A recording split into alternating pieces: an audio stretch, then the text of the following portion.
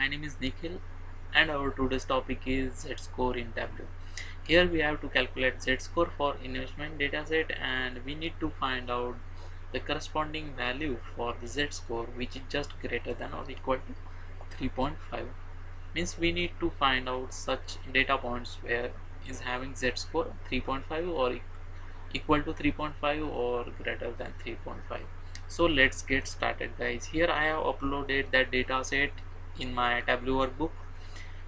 If you need this data set, then you can download that data set from my GitHub link. GitHub link is provided in the description of this video.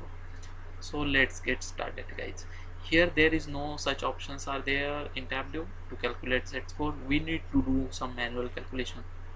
So we need to create some new calculate fields here. To create a new calculate field, we need to click here guys. Here is the arrow and we have to click on this create new calculated field here. So after clicking on this, I am creating a new field that is average of investment, and here I am going to create that thing.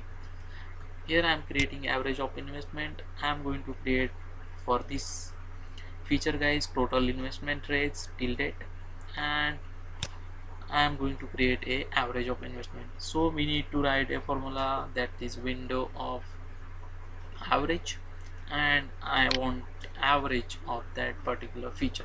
So here is the formula for that window underscore average of total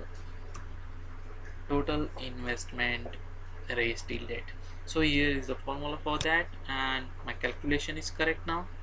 So we need to click on the OK, and here you can see the average of investment got created. After that, I am creating a new feature that is standard deviation of investment guys. So here I am creating that one. So I am creating a new calculate field that is standard deviation of investment, and to do that I have to just write a formula that is window underscore standard deviation.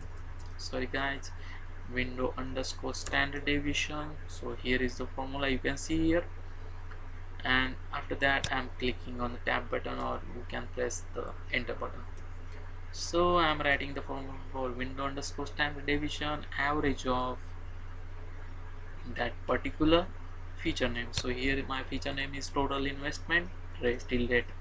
So now also my calculation is having some error because I haven't write that field in the column here. So here I have to write that thing, and here I'm going to write. So now the calculation is valid guys, and I'm clicking on the OK button. So here you can see I have created two fields here, average of investment and standard deviation of investment. After that, the final thing that is Z-score, and here I'm going to create the Z-score guys. So please concentrate on the formula. Here I'm writing the formula for that for Z-score.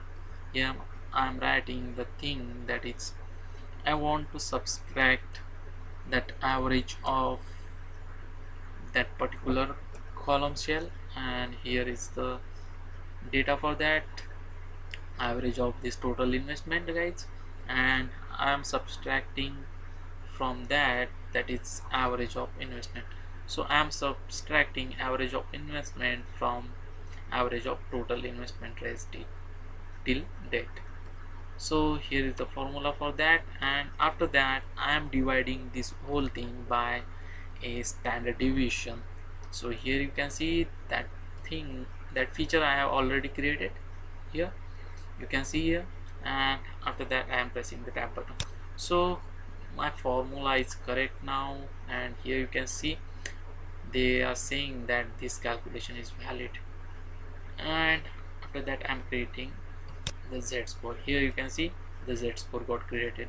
After that I'm just dragging that Z-score in the column shell. Here you can see, and here they are saying that null value is there, and after that I'm handling this null value by filtering that data.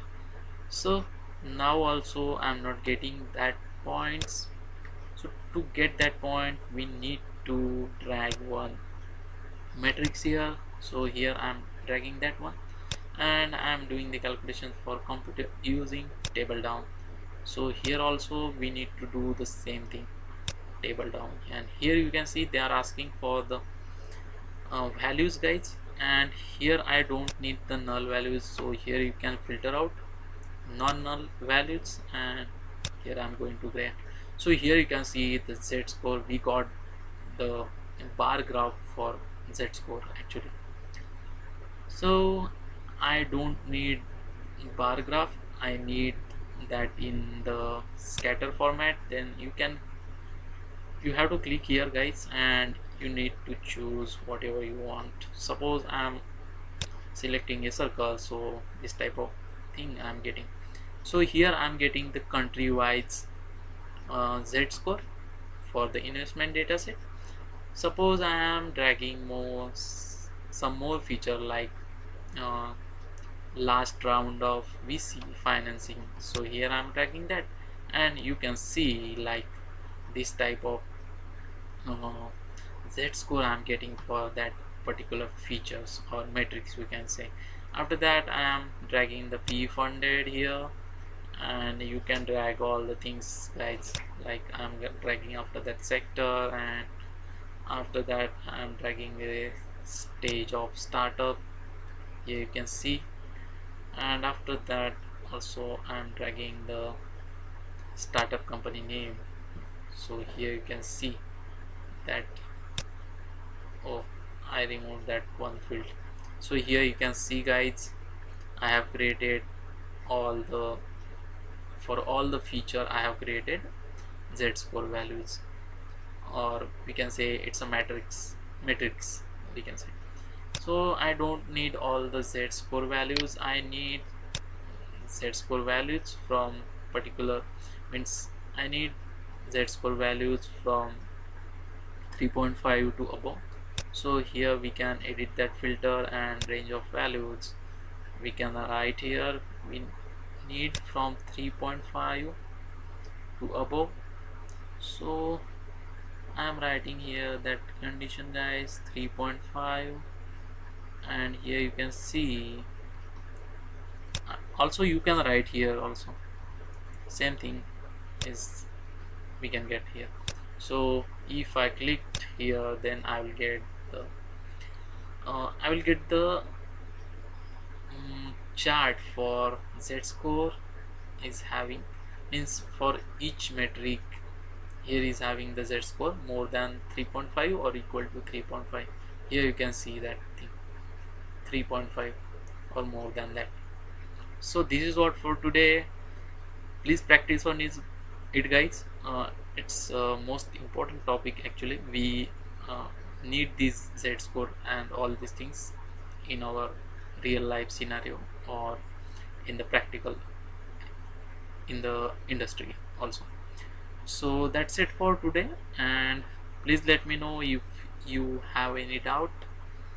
Thank you so much and keep learning. Thanks.